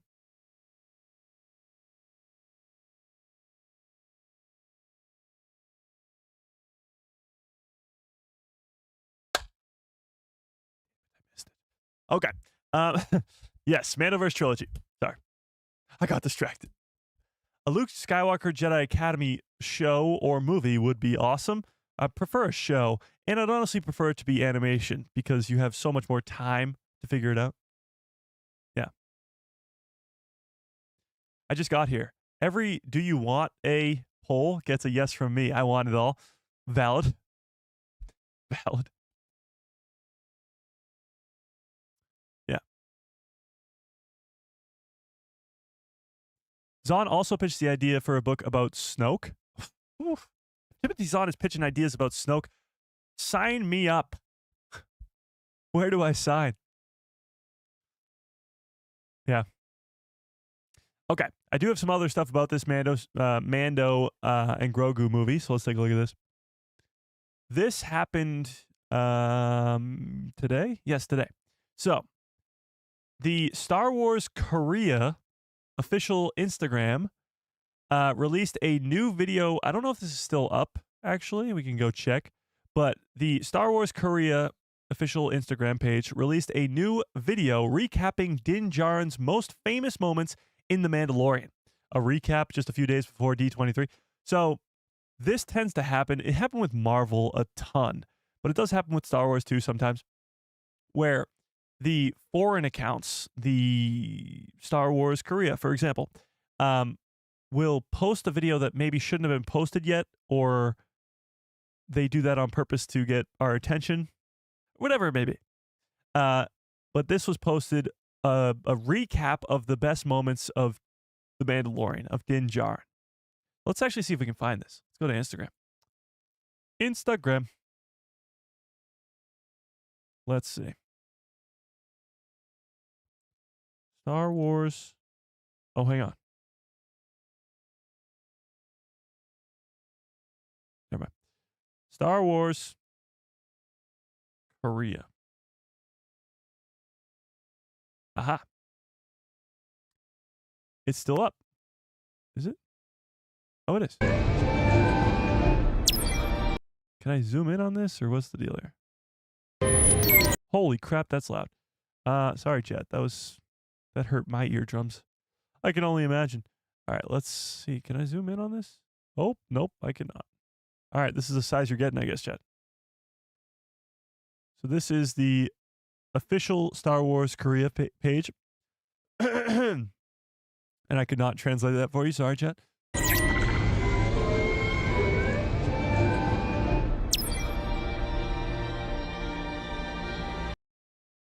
It would help if I knew what this said. Oh, see translation. The stories behind the pen catch up on the moments of, I'm guessing that means Din Djarin. All episodes streaming now.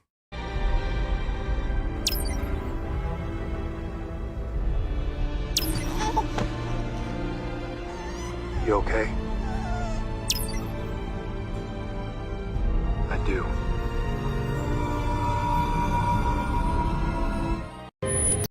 Okay, so I don't know what any of that meant, but honestly, it reminded me that I miss his rifle really badly. The rifle he has in season 1 where he's just evaporating Jawas, like that thing is so cool. Din Djarin really gets a bunch of cool stuff that just goes away too quickly. Like the Razor Crest. You know? Yeah. Okay, but it is very strange that the official Star Wars account for a different country is posting Din Djarin recap Mando stuff right before D23 happens. It's a little strange, if you ask me.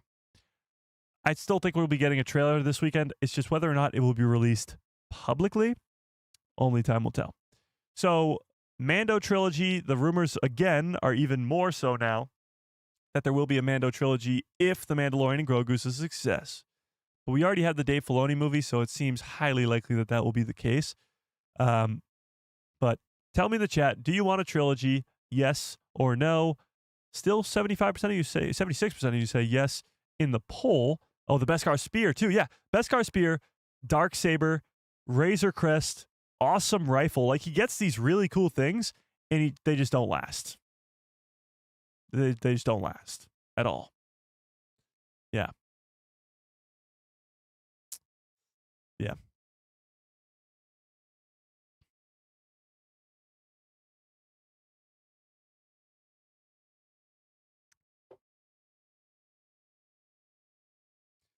Okay. That's going to be a no from me? Oh, no. Oh, no.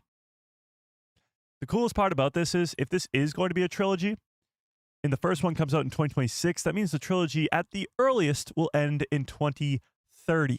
So for the next 5 years, at least, we'll be having so much Star Wars content revolving around the Mandalorian specifically, but just Star Wars content in general. And what's cool about the Mandoverse is it's really just a testing ground for what they're going to do for the future. The Disney Plus side of things has mostly focused on the Mandoverse. You've had Andor and Kenobi and The Acolyte, but it's mostly been Mando's 3 seasons, Book of Boba Fett, Skeleton Crew, and Ahsoka, all in the same time period. And now, going back to the movie theaters, they're doing a Mando movie and hopefully a Mando trilogy, but that's how it's going to work moving forward. You have Disney Plus and you have the movie theaters. You can utilize both of those things to tell a story and really fully flesh out that story on Disney Plus, but on the big screen too. So it might just be the testing ground for how Star Wars works moving forward. Because if Din Djarin gets an entire trilogy on Disney Plus, the trilogy of Mando seasons, and a trilogy on the big screen, post sequels, you could be getting a trilogy of Rey's New Jedi Order, or just a trilogy anyway from Simon Kinberg, and then have shows and spin-off movies like Starfighter that correspond to the same story, all coming out around the same 5 to 10 years. Unlike Rogue One coming out 40 years after the original movie that it's connected to. And then all that will be the testing ground for the Old Republic, because Dawn of the Jedi and then going into the greatest stories of the gold mine that Disney is sitting on of the Old Republic, they'll have a well thought out plan and a successful, hopefully successful, plan that has already been well executed on the Simon Kinberg trilogy and the Mandalorian trilogy. So we'll be going into the Knights of the Old Republic, or just the Old Republic time period, with the thought of they've already done this. They already have a plan, which would be great. So I certainly hope The Mandalorian and Grogu will get a trilogy, and that trilogy will lead to a lot more trilogies in Star Wars. But my God, are we eating good as Star Wars fans as of late? I thought we'd just be talking about Ahsoka Season 2 and Mando today. I do have some Andor news I want to talk about too. We'll see if we get to it in time. But then we get the greatest bombshell of the whole freaking cast. Not the whole cast, but you know what I mean. The whole freaking cast of Starfighter dropped on our laps with the first official look at the movie, and they started filming today. Whew. Not to change the subject, but I think we need David Cornsweet. Dude is a huge Star Wars fan, and he dreams about Star Wars as being in Star Wars as a Jedi or a Starfighter pilot. I'd love that. You know what's funny is the last 2 Supermans have been huge Star Wars fans, and they've both been rumored to come over to Star Wars, but that hasn't happened. You know? We need a fight between Gene's guy and Rick the door technician. Yes. Yes, we do. If Mike's agent isn't putting him up for a job at Lucasfilm, he needs a new agent. Maybe Mike just needs an agent. You think I have an agent? That's hilarious. I think you guys overestimate the production level over here. It's just me. Yeah. Bane trilogy? Oh my God. A Bane trilogy would be fan-freaking-tastic. But a Bane trilogy after they've already done the Old Republic stuff. Because once they establish that there's a shit ton of Sith versus a shit ton of Jedi in this awesome, cool battle that lasts for hundreds of years, thousands of years, then Bane comes along and ends that single-handedly, ending the whole Sith Order. That would be awesome. It would be like an Order 66 level thing just amongst the Sith Lords. it would be awesome. Yeah. Oh, Andor news? We can get to the Andor stuff. Let's do it. Okay. In terms of Andor news, this one kind of caught my eye and it's pretty cool. So, for Andor Season 2, we speculated for weeks and weeks and weeks about the possibility of seeing Palpatine in the series. And Andor was just so good that it didn't matter that he wasn't in there, but it would have been cool to see him there because you're in the Senate building, you're on Coruscant, which is where Palpatine should be. But Dan Gilroy, Tony Gilroy's brother, who also worked on Andor as a writer, had this to say about Palpatine. As he said, I can't imagine over 5 years we wouldn't have shown the Emperor at that point. I think we would get we would have got a closer look at Palpatine's world. So this was the idea that Andor was originally supposed to be 5 seasons. The reason it got dwindled down to 2 was because it took 2.5 years to make both seasons. So it took 5 years to make just 2 seasons. If that were the case for 5 seasons, then you're talking about at least 12.5 years. And no offense to Diego Luna and the other characters, but after 13 years, you look a little bit different. Just a little bit, okay? And Diego Luna playing a 20-year-old Diego Luna when he's 35, because even from Rogue One to them doing Andor, Rogue One was 2016. So it's been almost a decade already, and it's only been 2 seasons. So you're talking about at least another 10 years, and Diego Luna will be 20 years older than when he played Cassian in Rogue One, and the last scene of the last season should lead into the first scene of Rogue One. So it wouldn't really work. Also, if Andor Season 2 was stretched out to be 4 seasons, I don't think it would be nearly as good as it was. I think it worked so well with the 3-episode arcs and the time gaps between them, because if each arc was stretched into a whole season of 12 episodes, it would have been pretty slow. Not going to lie. So the cool thing about it being 5 seasons would be that you could dive a little bit more into the politics of it all, especially on Coruscant, and that would allow you, like Dan Gilroy says here, to possibly see Palpatine. Because as he says, he can't imagine if we did for 5 years what we did for 2, not showing Palpatine at any point. So as great as it would have been to see Palpatine in Andor, I think I wouldn't trade what we got for the world. You know? Yeah, no? Couldn't imagine. I can't imagine how expensive Andor would be after 5 seasons. Well, after 2 seasons, it was like $630 million. So it would be well over $2 billion. That would be crazy. That would be crazy. They could DH Diego Luna. True. They could DH him. True. You got a point there. But that would be a lot more money and a lot more time as well. But I'm a big Palpatine guy. I would have loved to see Palpatine in Andor Season 2, even if it was just for like 1 second. I mean, come on. Come on. I'd like that.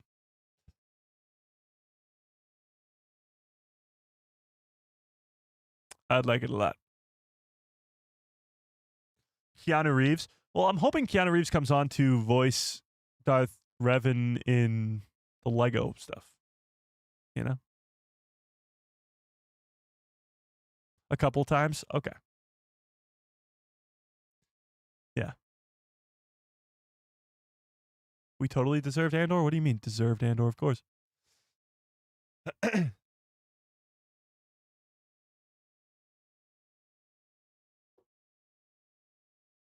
Andor's peak. I need to get some time to watch Season 2 again.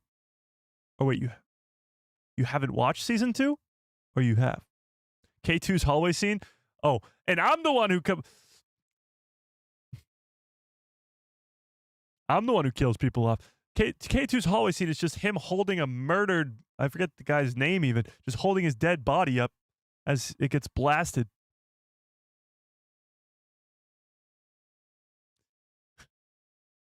Okay, but that was the Andor stuff. And then Yeah, Simon Kinberg. The Simon Kinberg of it all.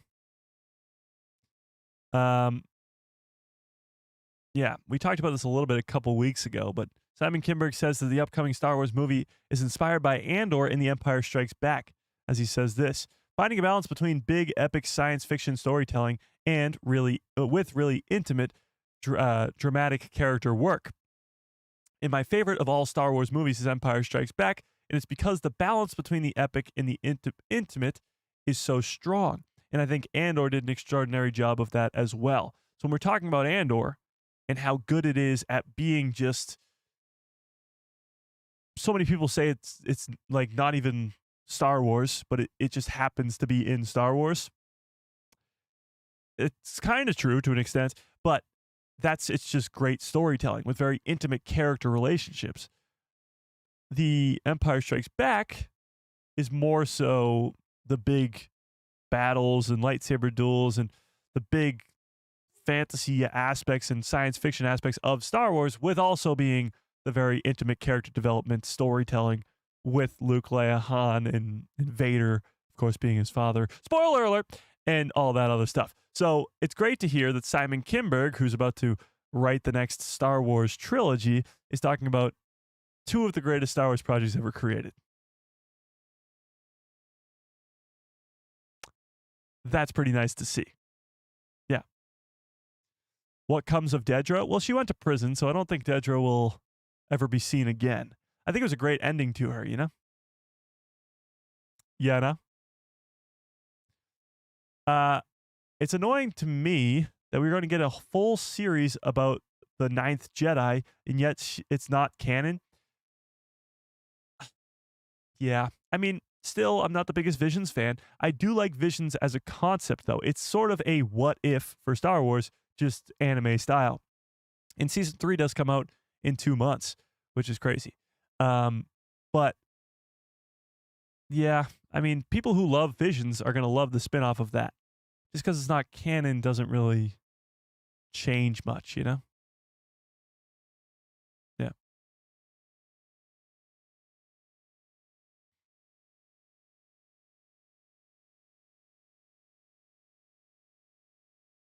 Yeah. So that's good to see. Simon Kinberg, the next guy to write the next trilogy. Pretty awesome. I like to see that. Okay. But then there was, did we get to that? We did get to that. Oh, there was, yeah, we won't talk about that for now. I found this guy who's just awesome on the X, formerly known as Twitter, who every day photoshops Neil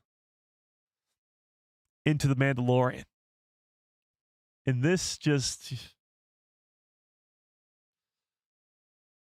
it's funny because these characters will eventually cross over. Like Skeleton Crew cast will be in a Mando project at some point. So these two characters have the possibility of being on the same screen together. But this is just so funny for some reason. Bo-Katan hanging out with Neil. It's so good. It's so good.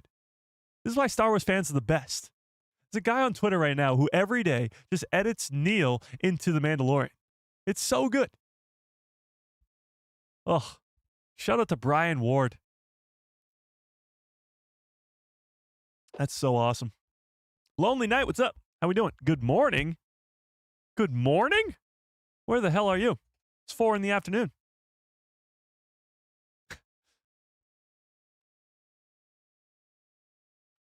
I cannot stand Visions. The Acolyte was better than that. I mean, I'm not the biggest Visions fan, but I can stand it. I can watch it, you know? Revan is my favorite Star Wars character. I would love to see a series about him. I hope that Revan gets the next saga. Much like this first Skywalker saga is about Anakin, pretty much, I mean, for the most part. It's Anakin, then the originals are about Vader, which is Anakin, and his children, and then it's about his grandchildren in the next trilogy. It wouldn't be the same thing for Revan, but it would still be awesome to get an entire saga about Revan, just from him being a Jedi at first, and then, of course, his entire story. Just getting the Mandalorian stuff too, the Mando Wars, Jedi versus Mandos, him finding the helmet, like all that stuff, it would be incredible. Yeah. Yeah. Chat's going crazy today. I see you guys arguing in the chat. Let's just keep it civil. I feel like today, of all days, we've been talking about some pretty, not so controversial things. Starfighter getting announced, cast, Mando trilogy, Ahsoka season 2. Pretty upbeat and fun thing. Flies back. Flies back, Chat. Don't move, Chat. Chat, don't move. Don't move.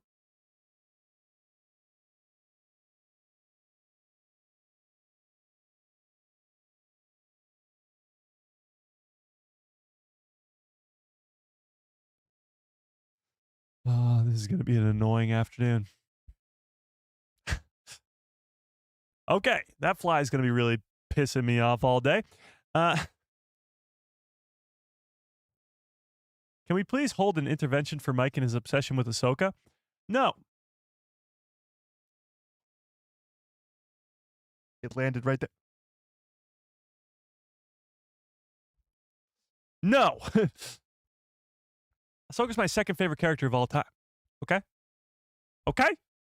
It just so happens that some of the greatest Star Wars content, Rebels, Clone Wars, Mando, Ahsoka, all has Ahsoka in it. It's not my fault. Blame Dave Filoni. Blame George Lucas. Mike, Chimere or Orson Krennic as a character, or who would win? If it's who would win, it's Chimere, like, very easy difficulty. If it's who's a better character, that's kind of tough. I mean, Krennic has more. No, it would probably be the Stranger. It's the Stranger. Yeah. The Stranger. Krennic is good in Andor season 2, and he's good in Rogue One too. But in Rogue One, he's sort of just the. He's. Doesn't have much power at all. Like, yes, he's in charge of the Death Star, but it's clear that Tarkin's in charge. It's clear that Vader's in charge. And he's just like the underling. In Andor, you get to see him have some power. And when that interrogation scene with Dedra is like chef's kiss masterpiece. But in Rogue One, he's not really that powerful. And you see Chimere take out like 9 fully trained Jedi, or not fully trained, I guess. Jeki's still a Padawan, but 9 Jedi in the forest there, Yeah, no. No, let Mike obsess about Ahsoka. That's when I joined the channel 2 years ago. Yeah, Fearless, you get him.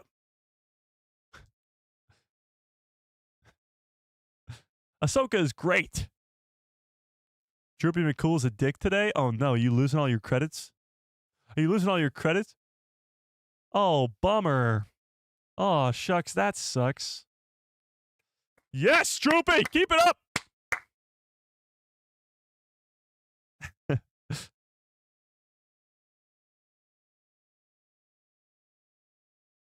Yeah.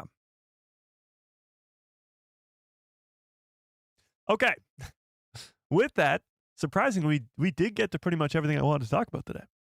And what we didn't, we'll get to on Saturday. And this Saturday, we got a Mando trailer, hopefully coming, but also D23 with hopefully some big announcements too. Let's actually put this up in a poll right now. Let's put it up in a poll. Do you think we will actually get a Mando and Grogu trailer on Saturday? Yes or no? Do you think we will actually get a Mando and Grogu trailer on Saturday? Yes or no? Anyone watching Peacemaker Season 2 on HBO right now? It continues after Superman. I have not tapped into the Peacemaker yet, okay? I liked Superman a lot, and I will get into it soon, but I just do not have the time right now, sadly. Yeah. Who's my favorite character? Oh, because I said Ahsoka's my second favorite character? wouldn't you like to know? No, it's it's Anakin. It's Anakin. It's Anakin, Ahsoka, then Maul. Those are my top three. They've been my top three for a long, long time. The 4, 5, 6, 7, 8, 9, they all sort of change a lot. Obi-Wan's always in there. Ezra's usually always in there. Yoda, you know. Those are kind of the top 5, top 6-ish. Yeah. Yeah. Mike, you might have to cover your eyes. What? What?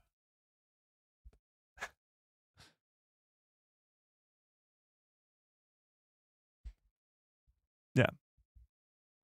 As a character, who would you choose? Chimere or Krennic? Chimere. Yeah. Did I ever tell you did you ever hear the tragedy of Darth Droopy the Wise? Droopy is too wise for you all. Okay, but I'm hoping for a trailer this weekend. Whether it's released publicly or not, that remains to be seen. But yeah, let's manifest this trailer, chat. Lucasfilm, if you're watching, and we know that you are, let's trailer this weekend. That would be amazing. Appreciate you. Keep up the great work with Starfighter. Hoping for the best. Amy Adams was a surprise. Loved it. So, to recap, cast and crew revealed for Starfighter. Get over here. This is a big ass fly, chat. It's gone again. First official look at Starfighter. Filming began today. Ahsoka Season 2 stuff from Ivana Sakno herself, Shin Hati, possibly eventually going to become Abeloth. We can dream. And Mando trilogy, hopefully with a trailer this weekend, kicking us off. Only time will tell. What if this weekend they announced that it's going to be a trilogy? That would be awesome. That would be awesome. Oh, Matt, it's your birthday Saturday? Let's get some early happy birthdays to Matt in the chat, please. Happy birthday, Matt. Hope you have a great one on Saturday. Hopefully they give you a Mando trailer. Hey, Lucasfilm, if you're watching, Matt's birthday is Saturday. Let's get a Mando trailer for Matt's birthday. You know? Why not? Why not? That'd be fantastic. It's not a stretch to say that would be fantastic. Here's the thing.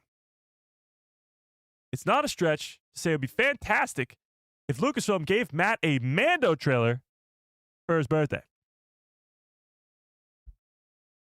And a giveaway Saturday. Yes, we do have a giveaway on Saturday. So for all you amazing stream members, By the way, there's a members-only portion of the Discord if you don't know that already. You have to connect your YouTube account with your Discord account, and then you get instant access to that.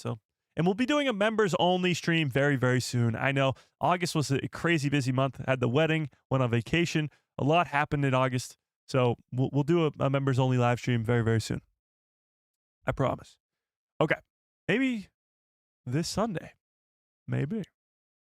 But until then, smash a freaking like on this stream if you have not already. Hit that subscribe. Hit that bell so you get notified every time I post a video. My pretty face. You know the deal. But smash a freaking like on this stream. And yeah, how many likes do we have, chat? Am I going to be upset? Am I going to be upset? Oh, it's not too bad. That's not too shabby. But it is truly the greatest time to be a Star Wars fan.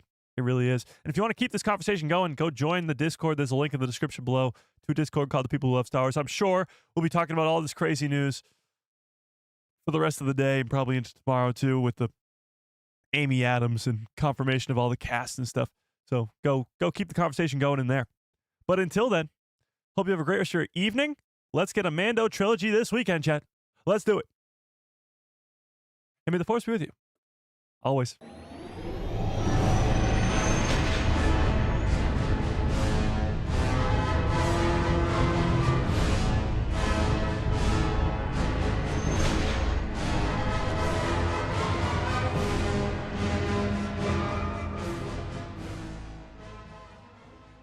Oh, yeah. What a great stream. What a great show. I forgot to end this poll. 66% of you, nice. Oh, 65.